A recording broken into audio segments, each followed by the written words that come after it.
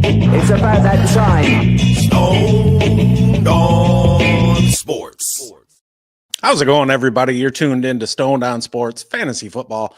My name is Matt. Got the awesome co-host Kyle here with me today, like always, and it is playoff time, and we are here to help you today make the most difficult decisions you're going to have, and that's who to start and who to sit.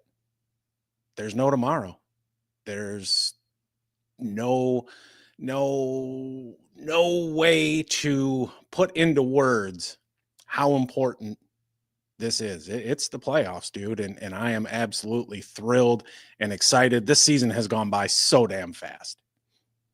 Oh, super fast. Can you hear me? I was having mic issues there for a minute. Okay, good. I bumped it, said some warning. I'm like, oh crap, I'm screwed. Way to go. It is playoff time. I made it in 2 of 3 leagues this year, which sucks. 3 for 3 would have been the way to go, but I'll take 66%. It's all right. Now to win it, making it is a journey, of course, a quick journey, as you alluded to, because it has just flown by, and but it's playoff time, and I'm excited for it. Do some damage. Hell yes. Once you're in, that's it. It's nothing but a series of 1-game sample sizes. Absolutely anything can happen. Seeding doesn't matter. Yeah, it's nice to get the bye, but at the same time, all you got to do is beat them once. Yep. Put your highest upside lineups in and roll the dice and go for it. That's it, man. That is it. All right. So we got some starts. We got some sits for you. First guy, usually no one needs to tell you to start Patrick Mahomes in his career, but he's been pretty mid, all season. But the matchup is just too good with the Browns, who have been coughing up points to QBs at an alarming rate over the last month. Would you agree? Absolutely, I would. And it's nice to see you're finally getting QB1 production from him. He's the QB8 over the last 4 weeks, averaging per game 25 of 38 for 245. He's thrown 8 touchdown passes, been picked off twice, but he's also giving you 20 yards per game on the ground as well. I'll take those 2 free points wherever I can get it. But that is, you're exactly right. That is pedestrian compared to what we are used to from him, but it's still pretty solid. He's got a good matchup against the Browns, who allow the most points to quarterbacks since week 8, almost 25 points per game. They only allow the 9th most yards, and they've given up 10 touchdowns. But they've only gotten 3 picks, and they've allowed the 2nd most rushing yards to quarterbacks and 3 more touchdowns on the ground. Nobody's ever going to confuse Patrick Mahomes for Lamar Jackson, but at the same time, every little bit counts, right? Patrick Mahomes has averaged just 5.5 yards per attempt when under pressure this season. That's the 9th fewest in the NFL and the fewest of his career. His career average is 6.8 yards per attempt in that scenario. The Browns have generated pressure on 38.8% of dropbacks this season. That's the most in the league. Last year, the Browns recorded the 2nd highest pressure rate in the league at 41.4%. It's down a little bit year over year, but that's still pretty damn good. What do you do when you're pressured? Get that shit out quick. Mahomes has completed quick passes, and that's defined as under 2.5 seconds to release the ball at the 2nd highest rate in the NFL and the highest rate of his career at 83.7%.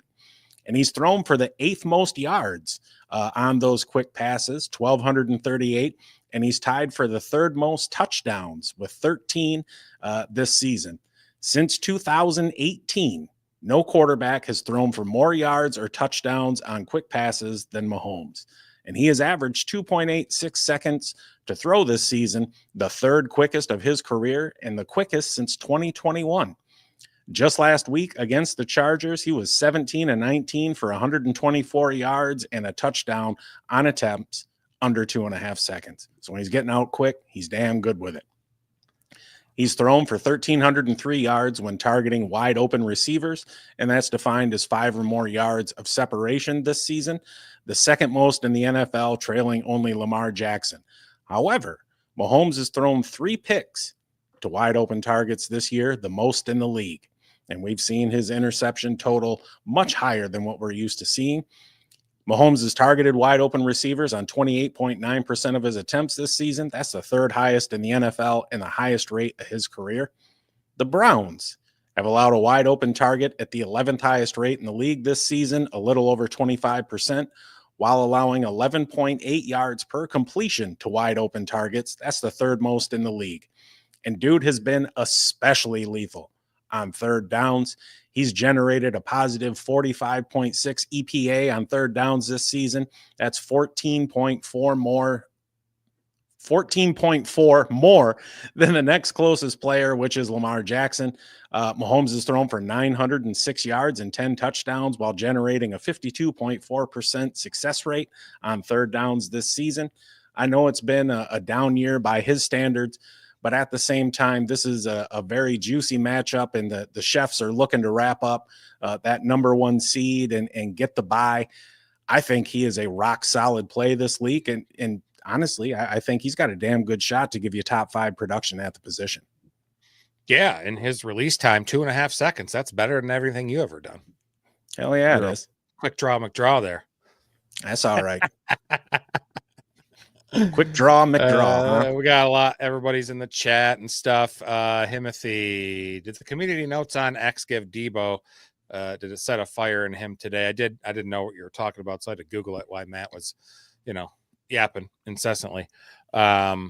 Where he tweeted that he's not struggling, that he's just not getting the ball, and that got community noted that he leads the team in drops on X today. So thought that was kind of funny. Yeah, he's been on the struggle bus the last month. He has. Yeah, we're in the playoffs, and each of us made it in 2 out of 3 leagues. So, yes, unfortunately, I missed in the podcast league, but I'll bow out there so others may have the chance of success. Heck yeah, Extended Mags, our main man from Twitch. What's up, man?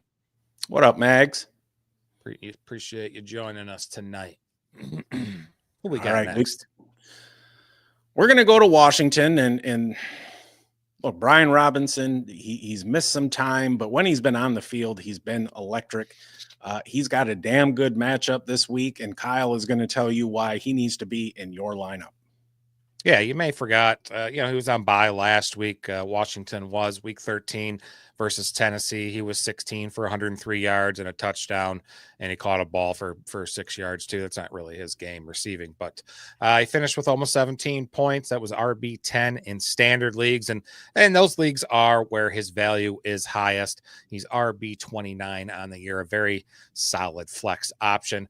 But as Matt mentioned, he missed a handful of games due to injuries, played in just 10 games, but has 8 rushing touchdowns. That's pretty good, right? Among 32 running backs with 100 plus attempts, B-Rob ranks 12th in PFF offensive grade. His 8 touchdowns I mentioned is tied for 5th. He's tied for 9th in yards after contact, or not 9th in yards per attempt at 4.6. 10th in yards after contact at 3.37. That's damn good. And 9th in PFF's breakaway rate. And he's, really the guy there now that Austin Eckler is out on IR. The injuries there have, kind of limited B-Rob's production. I think the bye week here that he's has likely going to help him get some extra rest there, because I think he'll need it, because he should thrive in this week's matchup versus the Saints on the road.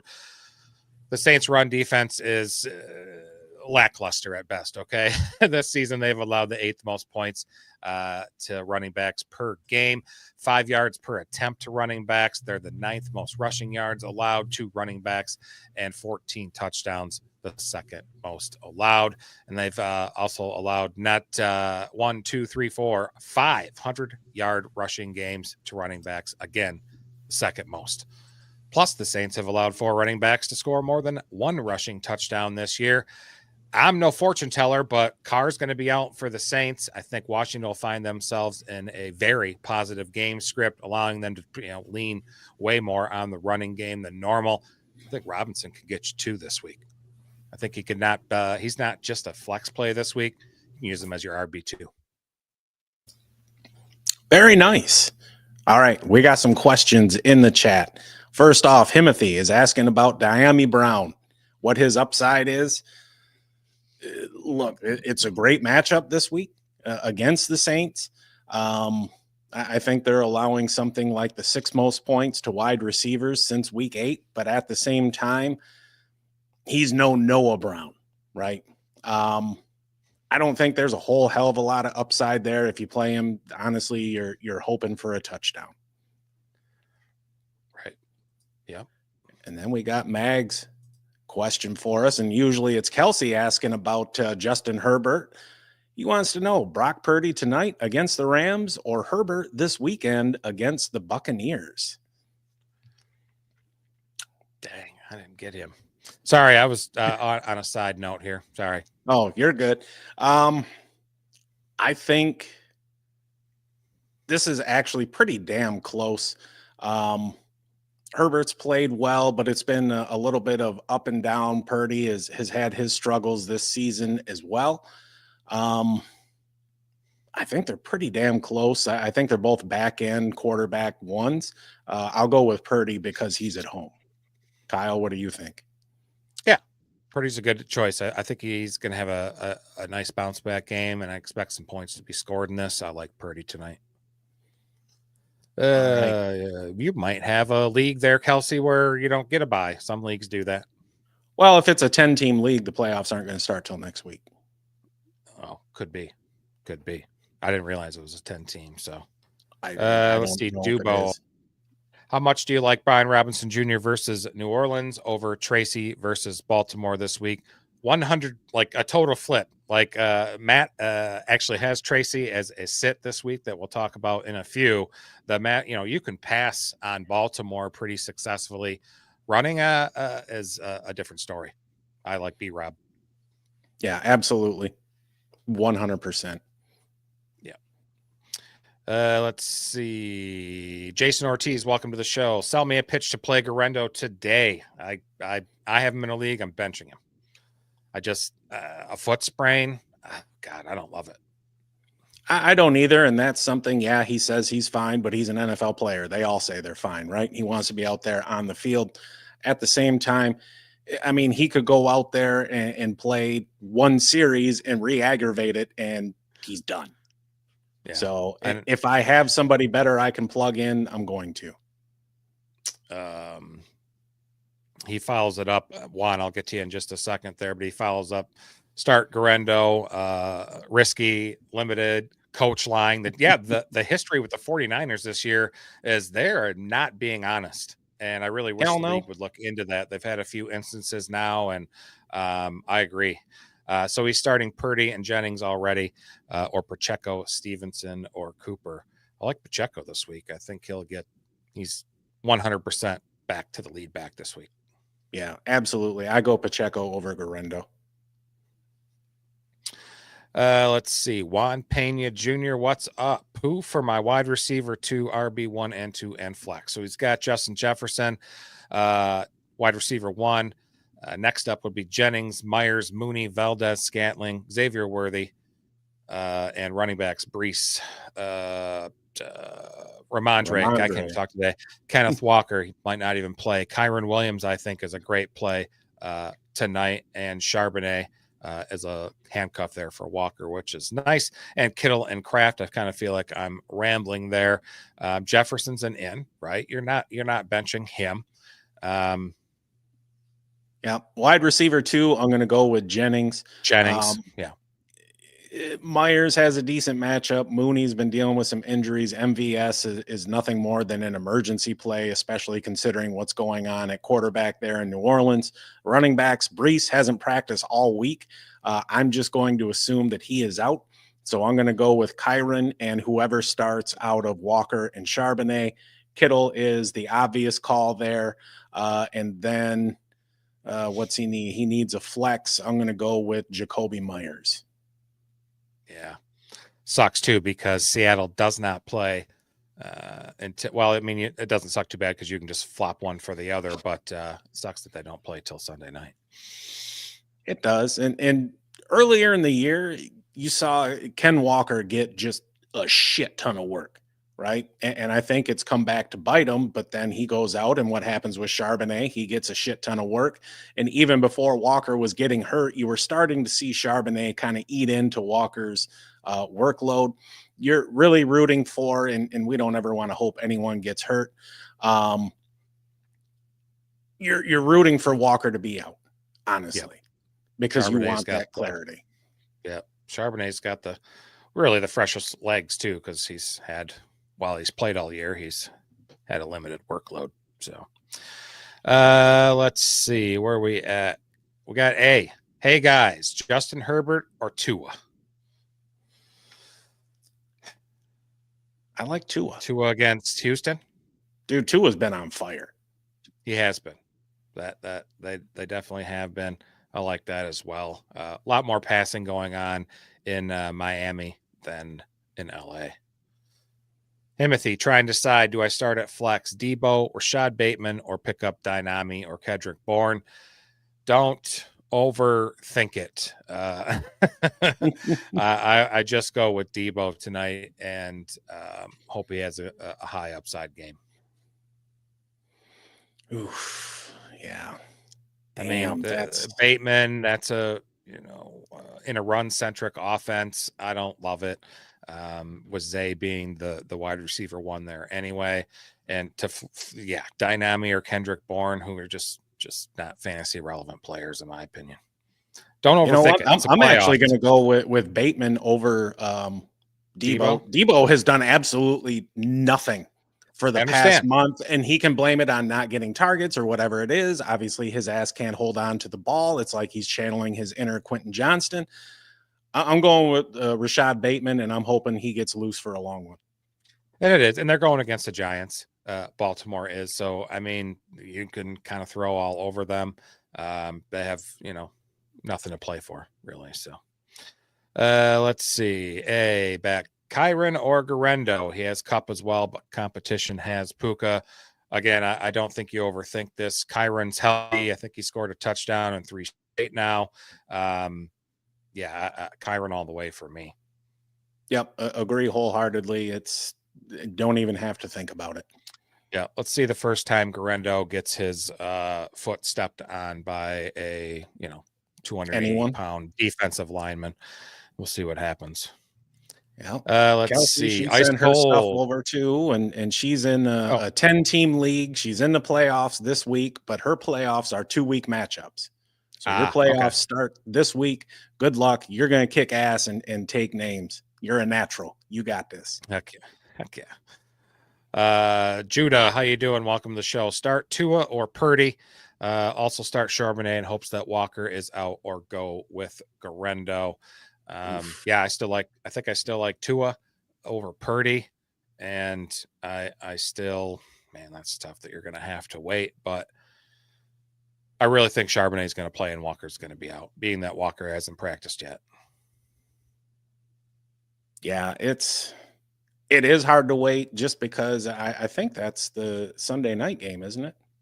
Yeah, Seattle. Yeah, Packers and Seahawks. So, in the event Walker plays, you're kind of screwed, but he's not really trending towards playing. So I don't know. I just, Garendo makes me nervous. And right now, this isn't really the time to be taking big chances, right? On Garendo being, healthy like he says he is. He says he's good to go, but we talked just a little bit earlier how San Francisco doesn't really give two shits about being honest with their injury report.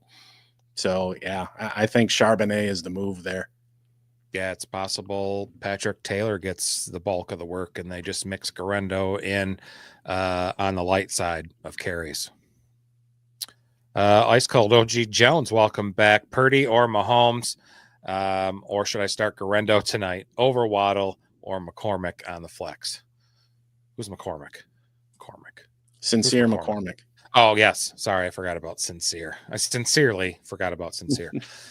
Purdy or Mahomes, Matt? You got Mahomes as a start this week. Do you still go with that?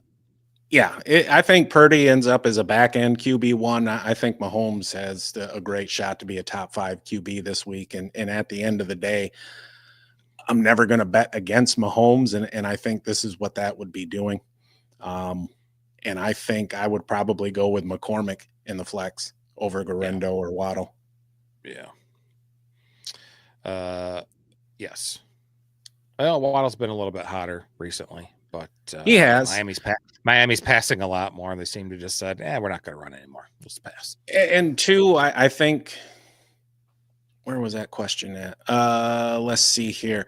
Keep an eye on Alexander Madison's status, because if he's back, now you're looking at a three-headed backfield. And just because Antonio Pierce come out and said that McCormick has earned the right to start, that doesn't mean he's going to get 20 touches. So there's a big difference there. Yeah. Froggy Man. Madison's already off the injury report, full participant today. So yeah, that could be a nasty backfield. Yeah. Froggy Man, with Garendo being active, should you flex him or Sutton? I'm going with Cortland Sutton. Cortland Sutton against the Colts, full start, baby. Oh yeah, absolutely. They're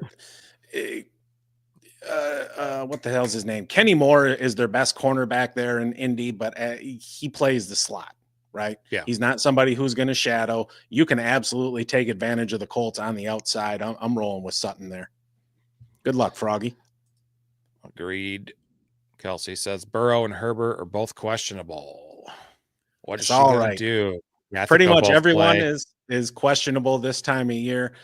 Run Joey Burrow out there and sleep like a baby. A's back. Do I start CD over any of these guys? He's got him benched this week. He's going Achane, Kyron, Kupp, Jamar Chase, Mike Evans. He's in an 8-man and did a ton of trades. Some people love trading. Some people love it. There's nothing wrong with it. That's how you want to manage your team. Who's Dallas playing? The Panthers. Wow. So you drafted CD Lamb or you spent some capital on trading for CD Lamb, whether either one. Man, it's tough to say. I would probably start Lamb over Kupp. Yeah.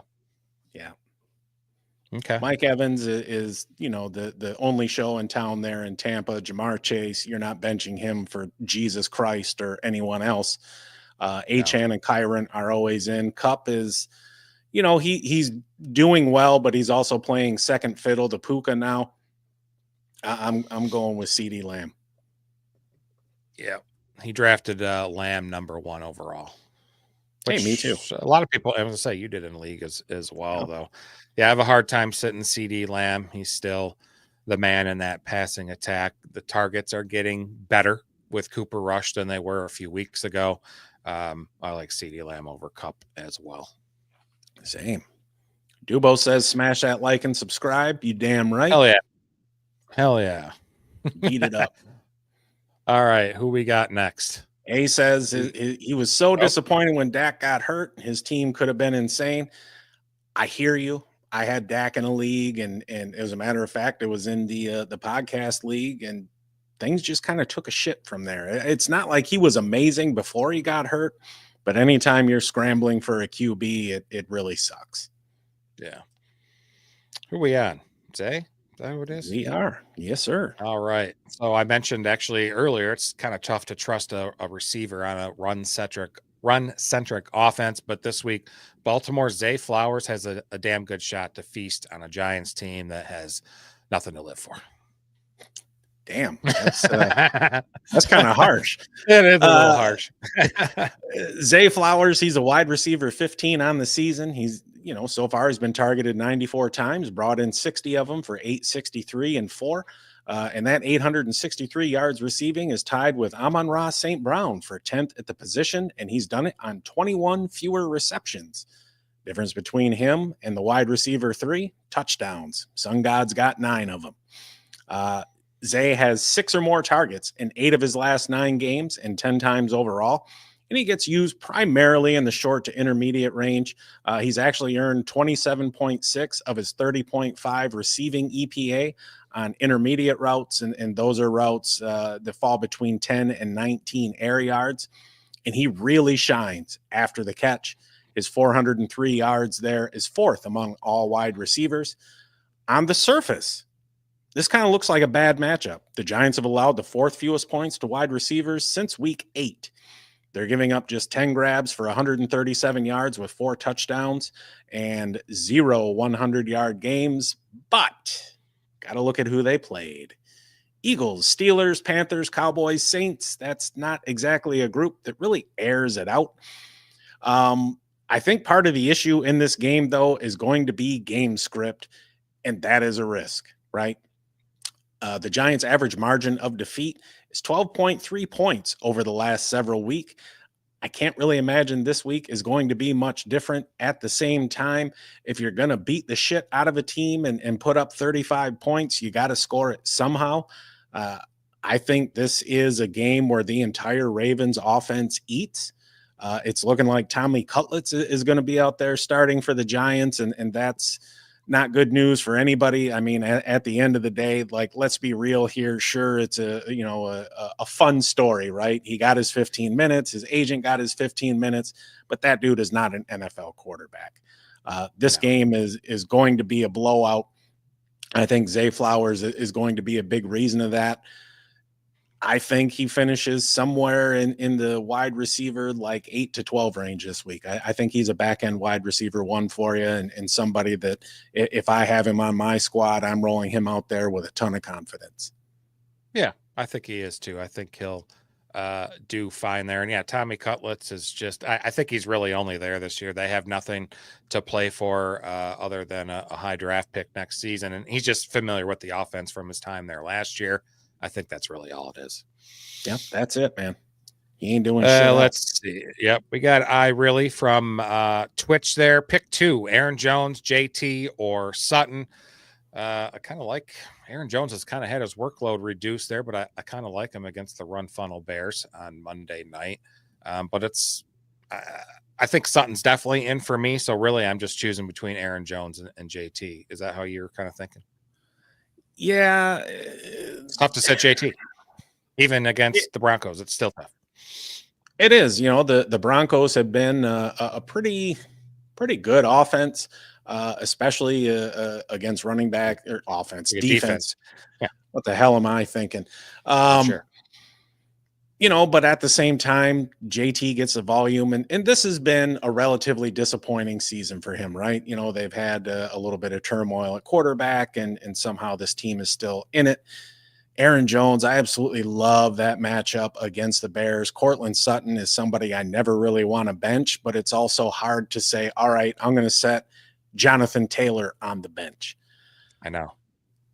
It's tough. It's tough to trust because Aaron Jones has been losing some workload to Cam Akers, and JT's JT. He has no competition. He has none, and I think this really comes down to who do you think is going to win that game, the Colts and the Broncos. If you think the Colts are going to win, I'm going to take JT. If you think the Broncos are going to win, I'm going with Sutton. I think the Broncos are going to win, and I'm going to go with Sutton. Yeah, they're at home. Yeah, I like it. But it's tough to say sit Jonathan Taylor. It is. Because Aaron Jones, do you get – you can't even say really – I don't think you can really say Aaron Jones floor, Jonathan Taylor ceiling. I don't even think you can even say that either. No, I'm going to go with JT and Sutton. I understand that Aaron Jones has a superior matchup, but Jonathan Taylor is the superior talent. And I think in the playoffs, we want to let talent win out. So is this a sunk cost fallacy? You drafted Aaron or Jonathan Taylor probably pretty high. Aaron Jones was not. Just pedigree, just Jonathan Taylor's. I mean, it's a combination of pedigree. The Colts are a pretty damn good run blocking offensive line, taking nothing away from the Vikings, right? They've had a hell of a season. Volume is king. Even more so in the playoffs. Give me the guy who has a stranglehold on the backfield, even if it is a tougher matchup, over a dude who is ceding carries to Cam fucking Akers, who's torn his Achilles like 9 times. Right. And is on the Minnesota Vikings for the second time in a year. It just toughy. That ain't going to work for me. All right. So it's not often that a tight end will come along in the middle of the season and you can legitimately say that he is a possible league winner. But as a matter of fact, Jonnu Smith is looking just like that. He's somebody who's always been, really athletic and talented. And we saw him get usage even last year in Atlanta over Kyle Pitts, and everybody threw up their arms and wondered what the hell is going on. This year in Miami, we see what's going on.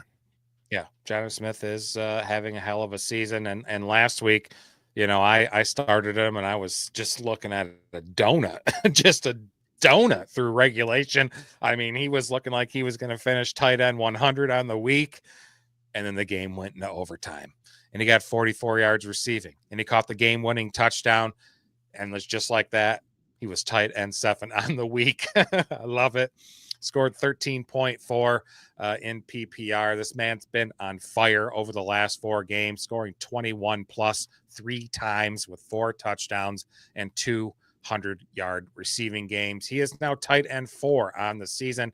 And since week 9, he's tight end 1 with 103.6 fantasy points in PPR. Just nuts. Among the 18 tight ends with 50 targets, he ranks very damn good. You'll see a pattern here. A lot of 4s, a lot of 3s. 4th in his tight end receiving grade through PFF, just behind the elites of Kittle, McBride, and Brock Bowers. He's 4th in most receiving yards, 4th in yards per receptions, 4th in yards per route run, 4th in contested catch rate. He has the 3rd most touchdowns. He has the 3rd most missed tackles forced, and he's tied for 3rd in yak per reception at a whopping 6.4. And it's just amazing to me what he has done over the last, we'll call it 6-7 weeks. What has led to this breakout? Simply put, he's just on the field a hell of a lot more. He started this season leading the tight end snap share in 11 personnel, but he was the odd man out in 12 personnel. And starting around week 7, week 8, you saw him take a much, much higher percentage of snaps in 11 and 12 personnel. Matchup this week faces the Texans. I think he'll finish a top 10 tight end this week. Yes, Houston has allowed the 4th fewest points per game to tight ends on the season, but guess what? I don't care. Okay. This will be the first time Houston has faced a tight end ranked in the top 7 in fantasy points this season. The best tight ends they faced in terms of total fantasy points are Tucker Kraft, Hunter Henry, and Sam LaPorta. All 3 of those hit double-digit fantasy points against the Texans. Now, do I start Jonnu Smith over the elites like McBride or Bowers? Maybe not, right? But I just got done telling you he ranks 3rd or 4th in every fucking stat that matters. I think he should be started over possibly those guys, but definitely like Cade Otton, Mark Andrews, Sam LaPorta. You're definitely starting him over them this week, and hopefully you're riding him to a league championship this year. It's funny you bring up Trey McBride because Dubo is curious. He got Jonnu just in case McBride can't make it this week, or should he just start him? It's tough. It is. It's just, McBride ranks in 1 through 3 in a lot of those stats I just mentioned too. He's a great I probably still go McBride, even though I like the way the Miami offense has been clipping lately. Clicking, not clipping. Clipping down the field, whatever the hell you want to say. I can make a case to start Jonnu over all of them. Except for Bowers, maybe just because of Bowers is seeing 12, 14 fucking targets a game, it seems like. Yeah, I got to stick with McBride. That offense there in Arizona, at least the pass offense, really runs through him. And Dubo brings up that McBride's got the questionable tag right now. But again, it's only Thursday. Pay attention to the practice report tomorrow. As long as he gets in at least a limited practice tomorrow, I'm going to go with McBride. Except for Arizona plays at 425. Jonnu plays at 1. Sure. Tough. So hopefully some Adam Schefter, Ian Rappaport sneaky news comes out before so you can make a decision in the morning. Yeah. To me, McBride is my 1, but there is no better pivot to have right now than Jonnu Smith. I don't really think you can go wrong with either one. If you want to lean Jonnu just because he's a little bit healthier, completely understand. Wouldn't fight you on it. It just does suck, though, that Trey McBride is not catching any touchdowns this year. He has one touchdown, and it was a rushing touchdown. Yep, it was. Timothy, Hurts or Love this week? I think you got the way Philadelphia's playing. How do you sit down? How do you set Hurts down? Over the past month, Hurts is the QB 14 in points per game. That is an absolutely brutal matchup against the Steelers, who are absolutely lethal against quarterbacks. I think this game is going to be a defensive struggle, a low-scoring game, maybe a 21-17, 17-14, something like that. You're right. At the same time, Jordan Love, QB 17 over the same time frame. A little bit better matchup against Seattle, even though it's on the road. I'm going to go with Jordan Love, but I'm also going to say FTP. Sure. Bryce, flex one in a PPR. Kittle, Myers, London. He's starting Bowers at tight end. Ooh, that's a good one. It is. I don't like doubling up on a not very good offense. So Myers is out because you're not starting Bowers. Like, he's in. Sure. You're not playing. You could play Kittle for Bowers, but not in the playoffs.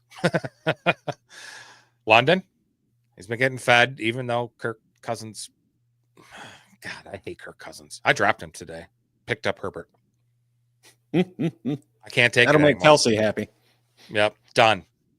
Dropped him. I'm done. What do you think? We need an answer. I don't really trust Kirk Cousins at this point. You're absolutely correct that I'm not going to run out Jacoby Myers and Brock Bowers with either, Farva or Desmond Ridder starting at quarterback.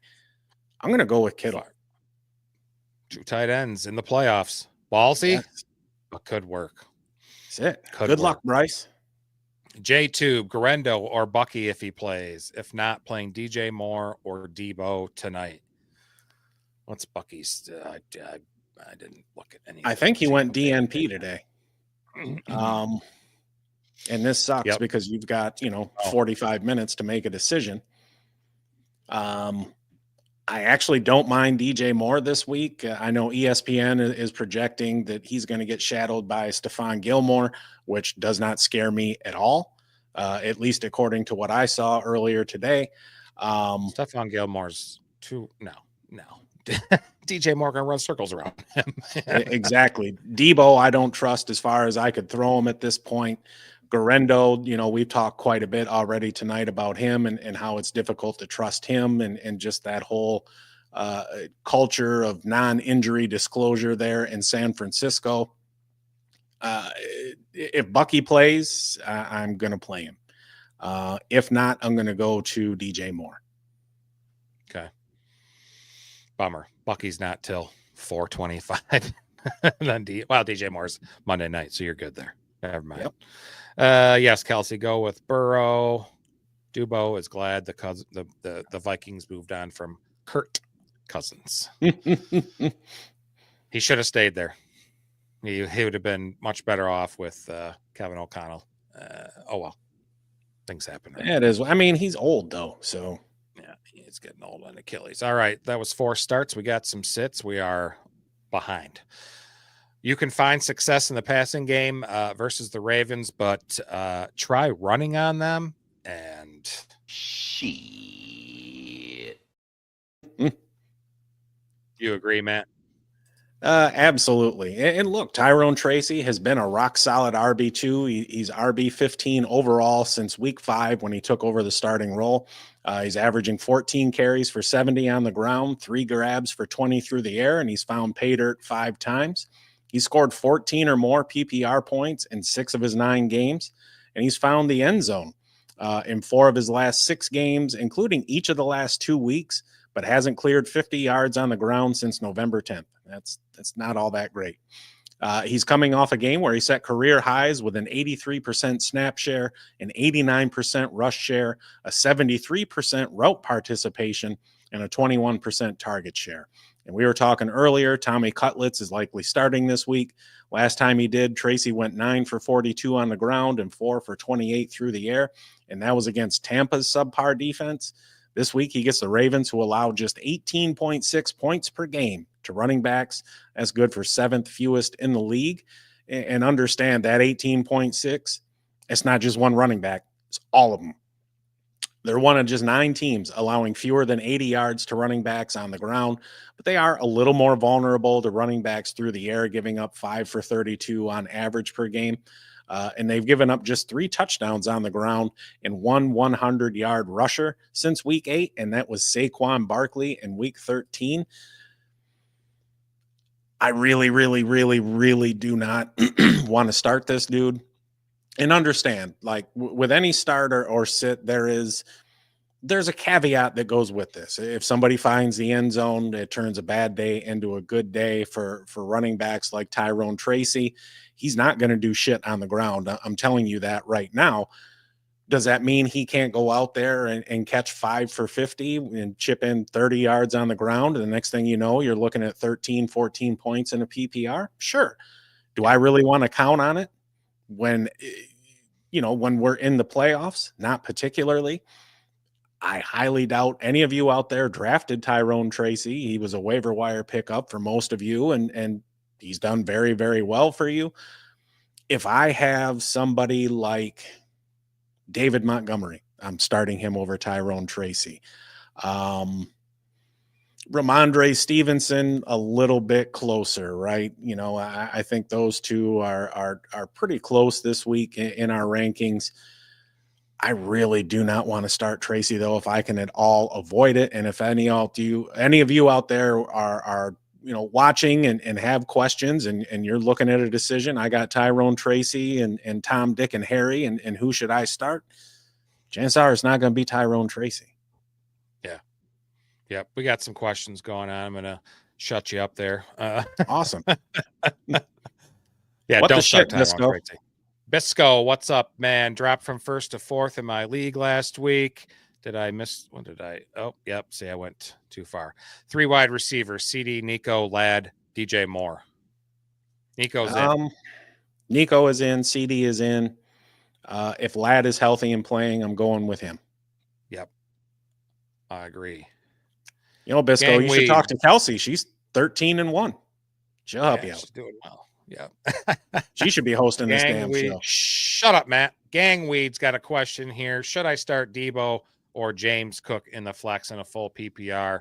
I think a way to beat Detroit with their injuries that they have, especially heavily at linebacker, would be for James Cook to get some work a lot through the air, I think, as well. I'd start Cook. Yeah, same. At this point, I don't trust Debo when I absolutely have to have a win, especially at flex. I understand this is a PPR, but as a general rule in my flex, I want to go with a running back just because there's more opportunity there than what you're going to get with a wide receiver, even though Cook has a very, very tough matchup going up against the Lions, who are allowing the 2nd fewest points to running backs over the past month and a half, 2 months. I'm going to go with volume. Cook can do some work through the air, and that's what I'm going to hope for there. Yeah, I think, what was it, 2021 when Debo went off? I think it was 21. Yeah, anyway, something like that. It was 3-4 years ago. That's never going to happen again. Nope. It sure ain't. And people draft him high, chasing that shit every year. Yep. Got to stop chasing that. So. Don't chase the career year. Give us a like and subscribe. Captain says he's right. You are definitely right. Bryce, what's up, man? Long question, part 2. Flex 1, Aaron Jones, Terry McLaurin, DJ Moore, or Jordan Addison. Boy, is it hard to overlook what Jordan Addison's been doing. Yeah, it really is. But do I want to count on the second option in an offense when I've got Terry McLaurin there, the primary passing option in that offense with a beautiful matchup? Even though it's on the road against the Saints, I'm going with Scary Terry on that one. Yeah, I kind of like that too. Since Lattimore got traded there, the secondary is Kool-Aid McKinstry's having a decent rookie season. They still have that safety that's old as hell. Tyrone. think he's back there. Oh yeah, the honey badger. Yeah, the honey badger. Yeah. Let's see. Not sure if this question was answered. How we feeling about Guerrero? We have talked about him a couple times. Both of us are kind of out on him tonight. Start one in a PPR: Guerrero, Devonta, Debo, or Etienne. Oh, I don't like Devonta Smith this week. I don't like Debo. I don't like ETN. He really seems to have ceded the bulk of the rushing work to Tank Bigsby. I'm going to go with Guerrero out of that group. I think he's your best option. Yeah. And it's, our answers are going to sometimes change, right? Depending on the players that you're throwing at us. It's just how it goes. And I agree. Etienne's pretty much only valuable in the pass game this week. I think they'll try and run on the Jets. I like Tank better, but yeah, Guerrero. Bisco, Pollard or Pacheco this week. Pollard's been on the injury report, questionable. I'm full Pacheco this week. I think he's going to fully take over that backfield, and Kareem Hunt will get 3 carries or something. Sure, and we even saw that last week. Even though the actual snaps were relatively close, Pacheco got so much more of the actual rushing attempts. That trajectory is going to continue. Give me the dude with fresh legs. I'm going with Pacheco. Yeah, something to be said. Fresh legs, end of the season, definitely. My bad. Kelsey or Dubo. Well, we're choosing Dubo. That's Much more loyal than Debo ever has been. Yeah, no shit. Dubo's been more productive too. Yeah. Bisco, Addison over Ladd this week. If Ladd plays, no, I still think I like Ladd there. The volume is better. I'm going with Ladd. The guaranteed volume, I think you're definitely going to see out of Ladd versus Addison. Yes, absolutely.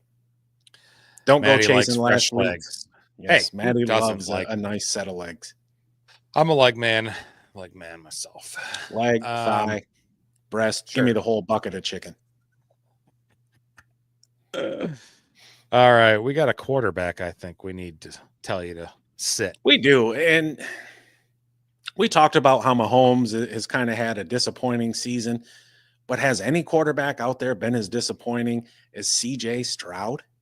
Yeah, it's been a sophomore slump for him and definitely a season for him to forget about, right? And he's noticeably regressed over last year. Week 13, he was 22 of 34. They were on bye last week. Anyway, 242 yards. Did have a passing touchdown, ran the ball for 7 yards, netting you just 14.4 fantasy points. He's QB 19 on the season, but his average finish in the last 9 games puts him down to QB 21, and he has finished as a QB 1, so just in the top 12 just twice this season, and it was weeks ago, week 1 and week 4. I mean, it's been a long damn time. He's top 20 fantasy points just once this season, and he'd averaged 11.4 a game since week 7. He couldn't even post 15 fantasy points versus, favorable matchups against the Colts, the Lions, the Cowboys, and the Jaguars a couple weeks ago. So not good. He's, throwing touchdowns less frequently than last year. His interceptions are about twice the rate of last year, and he's already been sacked more than last season. Now, some of that's on the Texans offensive line. They're not very good, but Stroud's not doing anyone any favors by holding the ball for 2.74 seconds per throw. That's the 6th slowest in the league. And looking at more data, he's just missing throws. He has a 71.6 catchable throw rate. That is 35th among 42 qualified quarterbacks. Matchup this week versus the Dolphins. They have struggled against the pass as of late. That's not enough for me to overlook, though, the struggles of CJ Stroud. On the year, Miami does allow the 3rd fewest fantasy points per game to quarterbacks. They've allowed 14 passing touchdowns this year, the 4th fewest. He's an easy sit for me. Yeah, and Bisco brings up even though I'm starting him in my big league this week because I have to. He's my quarterback, and there ain't nothing else out there. Yeah, Bisco thinks that Stroud is crumbling under the pressure, and I think something that doesn't get talked about enough between last year and this year is just the improved running game that they have there in Houston. Joe Mixon has been such a massive upgrade over what Devin Singletary gave them last year. It really has taken a lot of pressure off of Stroud. And then you combine that with all the injuries that they've had at wide receiver. I mean, Nico Collins was playing like the best receiver in the league until he got hurt and he missed a month. Then you got Stephon Diggs going out. Like, there's been a whole lot that's gone into this, and there really isn't just one answer. But at the end of the day, he's not giving you the results that you need. Put his ass on the bench. Yeah, I agree. We got Lawless Killer coming to us from Twitch. Wants to know who's winning tonight's game, the Rams or the Niners? I'm going with the Rams, winning one on the road. What's the line? 3 or yeah, I think 3. It was 3. It is Niners -3 with a total of 48.5. So some points expected to be scored there. Give me the Rams. They've won 3 out of 4. 49ers have lost the last 3 out of 4. I like the Rams the way that they've been playing. Yeah, and this one is kind of tough. I actually think the Niners are going to squeak this one out. I think, you've got both teams playing for, not only the division, but trying to get in the playoffs. And quite frankly, the Niners need this game more than the Rams do. Give me the home team in this one. We are split. Yes, Kelsey comes in with a bucket full of chicken. Absolutely. We got Juan Deere. Yeah, start Rico over AJ Brown. Yep, he's down 20 in a 2-week playoff format. QB is Hurts. Got JJ, Kamara, Gibbs, McBride, Nico. You got a damn good roster there. That's obviously a playoff team. So AJ Brown is likely going to be shadowed by Porter this week there against the Steelers. He's a good cornerback, but he's no Pat Surtain, right? At the same time, that Eagles offense is really not all that high volume when it comes to the passing game, but A.J. Brown's also been chirping a little bit about getting the ball, and the last time he did that, he went absolutely apeshit. He had, 163 yards or 2 touchdowns, some shit like that. I just don't see that happening against this Steelers defense. I like Rico Dowdle's matchup against the Panthers. I'm going to go with Rico over A.J. Brown, and at the beginning of the season, can you imagine saying that? Give me Rico Dowdle over A.J. Brown? No. Are you starting? So you still start JJ over A.J. Brown as well? Because he's got Justin Jefferson. Okay. Just checking. Definitely not sitting Nico, but I would have thought about Jefferson for a second. All right. Anyway, Stephen Grease, how you doing? Full PPR. As wide receivers, Chase and Juwan Jennings, Chase Brown, Jacobs, Flex, A.J. Brown, Dowdle, benches, Cook, McConkey, Pickens, Harris. Thoughts? Pickens, I don't think he's a hard shot to play, right? Last I knew. Yeah. I doubt he's going to play. God, you'd love to have him come this fantasy playoffs, man, and it sucks. Not this week. I mean, that matchup against Philly is absolutely brutal. I kind of like it. I kind of like it. I kind of like the way you got it already set up. This is not a Najee Harris game. Nope. I'm not going to start Ladd over Chase. Probably not going to start him over Juwan Jennings. And he's got A.J. Brown and Dowdle there in his flex. It's kind of funny. I might consider McConkey over A.J. Brown. Okay. But otherwise, I think you're set up pretty good there, Steven. Yeah, I'm benching Najee this week, and it sucks. I want – hopefully he could get in the touch, but the matchup sucks. Bisco's got Ertz, Andrews, or Ingram. I'm going to go with Ertz. I think he's the most consistent of those three. Andrews, and look, all three of these dudes, to give you a big day, are going to be touchdown dependent. Evan Ingram, he's getting a lot of targets, but the quality of those targets is just straight ass coming from Mac Jones. Andrews, I know I talked earlier about Zay Flowers and being a big part of them just beating the shit out of the Giants. I don't necessarily think Mark Andrews is going to be that big of a piece of it. Give me Ertz. I'm starting him in a league this week, and you should too. Yep, I saw you picked him up against me. We play each other in the first round in our Well, I lost the dismissal. Yeah. Wants Niners so they get something to play for and beat the Kitty. No. No, sir. That ain't happening. That's not happening. No, we got the best kitties around. Juan Pierre wants to know if or it's Jean Pierre. Jean Pierre. Yep. As soon as I was looked at it again, I'm like, you know what? I said that wrong. Is Dobbs playing? He did practice fully today. As of this afternoon, he was still in the concussion protocol, but he's probably in the last step there. He probably just needs to get confirmed by a doctor or whatnot. Sure. Neurologist. Yeah, that's the word. Neurologist. Rico over AJ Brown. Who would have thought? Yeah. Yep. For sure. Kelsey's Aaron Andrews or Carissa Thompson. You know what? Even though she's a couple of years older, I'm going with Aaron Andrews. I don't mind a woman with a little patina on her. Generally, I skew younger, though, but Aaron Andrews has just been that dime piece on the sideline for 20 years. Yeah. Anyway, try not to sound like a misogynist too much. It was a compliment. Steven. Yep. Thanks, guys. Got time on AJ Brown. Yes, you do. Yep. You get to sit there and think, should I tinker? Should I not tinker? Should I do it? It's the playoffs. Oh, my God. Am I making the right decision? I'm making the wrong decision. Oh, my God. I'm just going to do it. And then walk away. That's it. Away. Dubo disagrees. He goes with Carissa. Don't they? I think they host a podcast together. I'm actually 100% certain they do. See, and now just imagine, maybe there's some chicks out there asking each other, hey, Matt or Kyle, they host a podcast together. Yeah, we'll see. We should do a recap of our match against each other. Yeah, that's possible.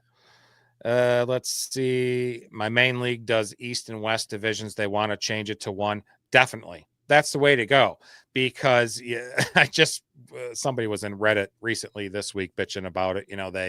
They had a better record in the division, but missed the playoffs because the other team was better in their division, and they went in at 6-8. Yep. And I think too, and I don't know if your commissioner software will do this, it just depending on your site. However many teams you have make the playoffs, let's say it's 6 teams, take the top 5 best records and then leave that 6th spot for the highest scoring team not in. I like that too. I mean, at the end of the day, the goal is to score points, right? And sometimes just the big dick of bad luck positions itself behind you and says, you know what, you're going to score the second most points this week, but you're going to play the team that scores the most. And that absolutely sucks. It does. It definitely does. Sorry, man. He was driving. He didn't hear us. Purdy or Herbert? And I don't even remember. I said Herbert on that one. Okay. Yep. But they're really close, Mags. I think they're both back end QB1s this week. 6-1, half dozen the other. Yep. Last place in my division beats first in the other. Yeah, that's stupid. I hate it. Yeah. Kelsey's got my new Twitter handle there. At Big Dick of Bad Luck. Yep. I'm sure that's already been taken. Yeah, probably. All right. Who we got left? One guy left, I think. No, we got 2. Oh, shit. It is 2. Let me tell you this first. I love Sam LaPorta. I really do. Even though he's had, a shitty season compared to his stud season last year. But this game, I think it's going to be 100% ground game for the Lions. Do you agree, Matt? I think they're going to go ground heavy. Yeah. And really, I'm going out on a limb here with arguably the most disappointing tight end pick of the season. He was the overall tight end 1 last year. This year, he's a tight end 13. Long and hard about it. Yes. He's 15th in yards, 18th in air yards, 13th in yards after the catch, and he's found the end zone 5 times. And look, last year we knew there was some touchdown dependency, considering he scored 10 times last year. he's also seen his team target share drop from more than 20% last year to just 13.7% this year. Hard to do anything when you ain't getting the ball. Just ask A.J. Brown. Now he gets to go against a Bills team that's allowed the 5th fewest points to tight ends since week 8 and is one of 6 teams allowing fewer than 10 points per game to the position.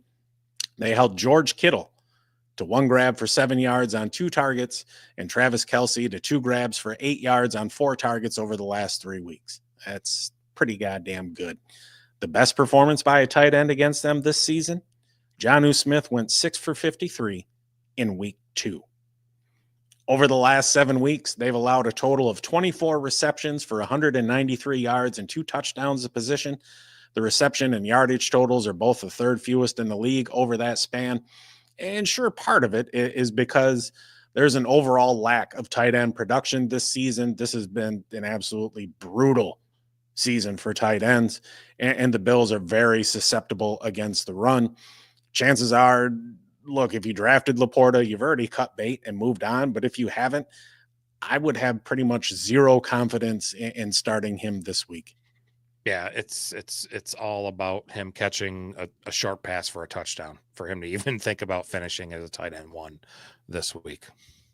Yeah, I have more faith in him finishing as the tight end 20 than I do him finishing as the tight end 5. Yeah. All right. One guy left. We talked about his quarterback earlier. And this dude came into the year, another guy that showed a lot of promise. People were hyped on him, and he gave you a goose egg not that long ago. Yeah. Wasn't it just last Thursday against the Lions? He gave you nothing. Nothing. He scored as many points as Kyle and I did. As Lions fans, we could not resist to tell you to sit another Packer, right? 1 target last week, finished without a catch in his last 4 games. He did have a spike week of over 19 points, but he didn't eclipse double digits in any of the other 3. And that spike week was fueled by 2 touchdowns on just 3 receptions. I mean, come on.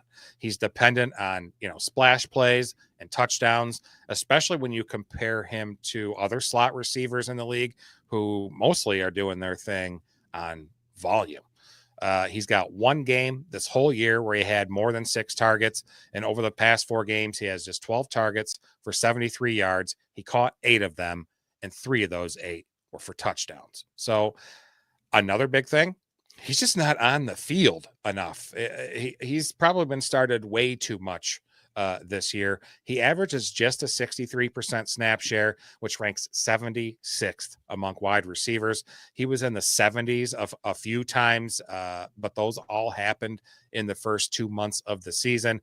This last week, he was just at a 50% snap share, which tied for his lowest mark of the season. He just doesn't get a lot of work in 12, 13, 21, 22 personnel. Those are formations where there's fewer than 3 wide receivers. It's just not his thing. He's just not out there that much. This week's matchup versus Seattle is kind of middling. Since week 9, Seattle's allowed the 14th fewest points per game in PPR to wide receivers. What worries me more is the individual matchup. He'll be seeing cornerback Devin Witherspoon, who almost exclusively covers the slot receivers. His 275 slot coverage snaps is top 5 in the league. He's been pretty good too. He's got a top 30 PFF defense grade among all corners and the 2nd best rush defense grade for a corner, something that Jayden Reed is known to do a time or 2 a game. So it's high risk, high reward for Jayden Reed this week. I'm just having a hard time playing a boom or bust game or a boom or bust player in a playoff matchup. Yeah, agree wholeheartedly, dude. We got Patrick in here. That shit moved on me. San Francisco running back. Yeah, Garendo is kind of a pain in the ass. Yes. Well, you might as well just say San Francisco running back because they've lost all of them. Yeah, I mean, they're on their 5th. James shit. Cook or Jonathan Taylor? I'm going JT. Yeah, I just it feels too bad that we said earlier to sit him against whatever the question was. So I got to go with JT. Yeah. Got to go.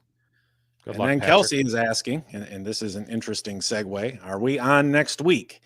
Unfortunately not. There's been some some unforeseen things happen. And unfortunately, this is going to be our last episode of the fantasy football season. I know. But fear not. You see it right there at Pick His Ass Up. If any of you guys out there need anything, you have any questions, anything at all, please feel free to reach out to me. Always happy to help you guys. And, we really pride ourselves on not just giving the answer, but also giving the why, right? Yeah. We're still going to be, putting out some content during the off season. Baseball is just around the corner here. Pitchers and catchers report in a little over 60 days, actually, February 15th. So yeah, we're at, December 12th. I suck at math, but 90 days away for some baseball 60, content. jabroni. 60, 2 months. Yeah, whatever it is. Yeah. So, but some things came up, family stuff. The holidays is really kind of putting this decision into overdrive as well. And I'll be honest too, we've done this for 18 months straight. This is our second football season. We did baseball as well. And people need breaks every now and again. It happens, but hit us up on the email, stonedonsports1@gmail. With any of your questions, we'll answer them. This video, any of the videos for that matter, throw a comment in there. We'll see the notification still. We'll answer it to the best of our ability as well. But this is the last one of the year. Sorry to abandon you there right before the end of the playoffs. The podcast league still going. We will still get that $50 gift card to wherever you want, e-gift card to wherever you want to the winner. Hopefully it's me. I'll just give it to myself. We'll see. I don't know. Can't be Matt because he's not in it. It'll probably be Dubo or Loud Boy, one of the two. But let's see, Bisco's coming back for fantasy football next season. The plan is, yes, that we'll still do that. Maybe it'll be some different formats. Maybe it'll be a lot more articles. We've been talking about that. Might as well be honest. We've been talking about some more articles and less live shows. Maybe just one live show a week on Sunday mornings or something to that effect. We're still kicking it around. We love doing this. I'm talking too much and Matt's not, but we love doing this. We've built this community with you. We have friends on here. We are very glad for all your support over the time being, and it's not something I want to stop, but at the same time, boy, do I need a break. Bisco asks, what is the podcast league? For every fantasy season, we always do a league with, our listeners, the crew here in the chat. Anybody that wants to join. And for the winner, we throw them some swag or a gift card or something like that, just as a little prize and a little bit of motivation. Speaking of swag, any of you guys interested in this dope ass hat? We got awesome t-shirts. Hit me up. I'll get one your way. Happy to do it. But yeah, it's I personally, I can't wait for baseball. Baseball is my first love. I absolutely love that game. Congrats to Loud Boy. He won our podcast baseball league last year. Kelsey, she's playing fantasy baseball now. I think she made the finals. She's probably going to win her league this year in football. And the best of luck to all of you guys out there. Hopefully, we had a small part in helping you guys be successful, and hopefully you learned something too, because at the end of the day, we want to do our best to educate. Not saying that we're experts or we know the most, but what I do know, I'm happy to share with everybody. Yeah. And we all have the same information available to us as people that do these type of shows. And, it's been fun. And I have learned while teaching you guys, I have learned so much as well. I know Matt has as well, probably more on the football side for him because baseball, that's just his thing. He's very, very knowledgeable about it. And it's going to be good. Baseball will be back. I don't know how much I'll be on there for it. That's going to be more Matt's forte going forward, but I'll be on there every now and again. Who knows? Or I'll just run the chat, one or the other. Who knows? There you go. You can be the moderator. Right. Everybody have a great holiday, whatever one you celebrate. I hope it's a good one and a safe New Year's. And otherwise, stay stoned, right? See you, folks.